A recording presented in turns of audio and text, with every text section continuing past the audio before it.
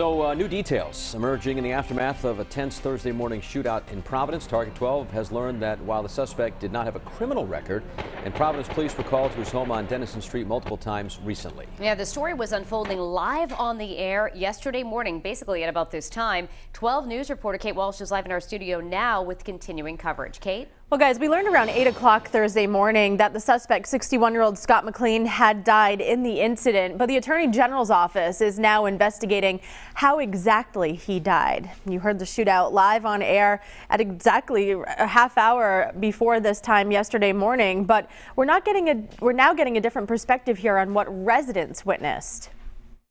Stop moving the right. Stop what you're doing. Put the rifle down and come down, stand.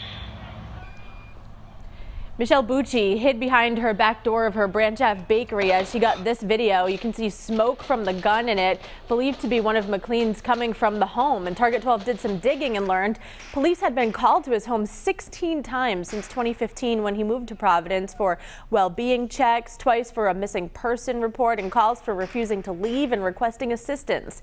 Commissioner Stephen Paré told us McLean had recently had mental health concerns, and his family had told police he had as many as 15 guns, including semi-automatic rifles. Bucci described what she experienced. And it went on for about a good, I'd say, hour. Police officers telling him to put his rifle down, and then a lot of shots.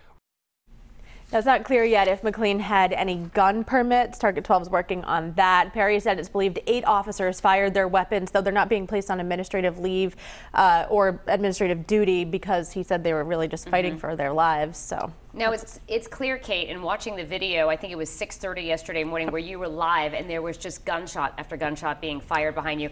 It just struck a nerve with so many viewers who were like, oh, you know, just watching what you went through. It was such a unique and intense situation for you to be in. And then it just kept evolving. Yeah, you don't often experience that. And even for people living in the neighborhood, you know, they said actually that in that neighborhood they had heard gunshots recently from other incidents, but to happen, you know, so often throughout the morning for a good half hour or so was something that they certainly didn't experience. And Commissioner Paré said as well that he's never experienced that in the 40 years he's been in law enforcement. How far away were you from that, from the actual scene itself? We were kept a good ways away. Even before all of that evolved throughout the morning, we were kept probably 2 blocks away where you see that caution tape behind there, and that was on Branch Avenue.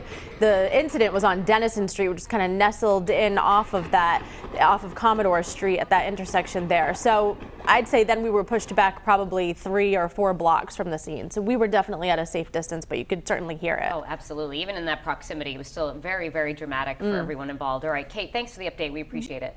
7:32. Continuing coverage now this morning of that tense shootout between Providence police and a man barricaded in his apartment Thursday morning. Yeah, you watched it live on the air as it was happening. Providence Public Safety Commissioner Stephen Paré said that there were hundreds of rounds of gunfire exchanged. 12 News reporter Kate Walsh joining us live in studio with more on the experience. She was there yesterday and more from the police perspective as well.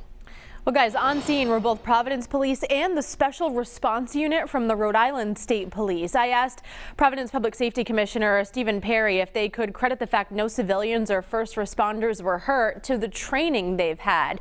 Paré said they've certainly trained for gunfights, but they've never experienced something of this magnitude, at least in the 40 years he's been in law enforcement. He said the suspect, 61-year-old Scott McLean's children, had called for help when they were assaulted by him early Thursday morning and told police that there were at least 15 guns, including multiple semi-automatic rifles, in a safe in McLean's home. Police also knew that McLean had been suffering from mental health illnesses as of late, though he had no criminal record. And after hours of trying to contact McLean failed, police moved in first with a type of tear gas and help from that vehicle you saw.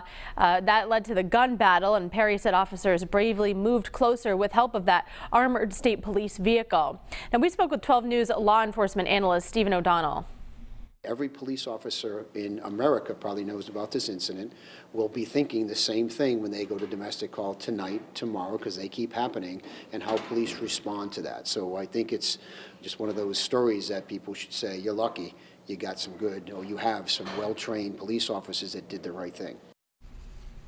That's for sure. So we heard from Commissioner Paré yesterday saying in his 40 years of experience, he has never seen anything like this. Right. You're talking about other officers on the scene with many different levels of experience responding to this scene. You know, most people are running away from these sort of things. They're running towards them. Right. But the calmness that they displayed yesterday, talk about that. Yeah, totally. And I think we have some video too of that. You can see them running in. Certainly they have a mission in mind, but they didn't ever break from their professionalism from what we saw. And leading up to that, they seemed pretty calm. Of course, I'm sure this is always in the back of their minds, the worst case scenario, but since many had never really experienced anything like that, they were probably hoping or thinking that it would end the way that luckily a lot of these situations do, which is the person surrenders and is peacefully arrested and no one is hurt in the process. But unfortunately it did escalate, and it just seemed like a well-oiled machine, if you want to call it that. They all just seemed to know what they were doing. Yeah, I mean, you heard it from Mayor Lorza. He was almost stunned, but Right. obviously very grateful that no one else was hurt